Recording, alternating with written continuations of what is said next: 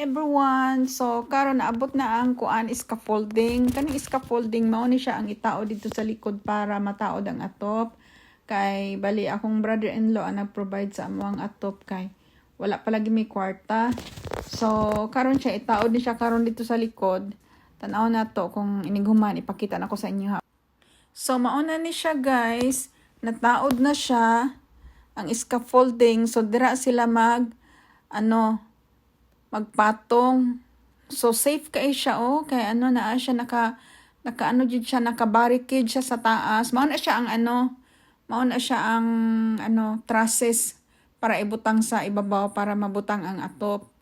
So tiles ang mga atop there guys, diri sa UK ligon kay siya bisa magbagyo dili maunsa. So mao na siyang scaffolding ilan ang gitaod. So siya.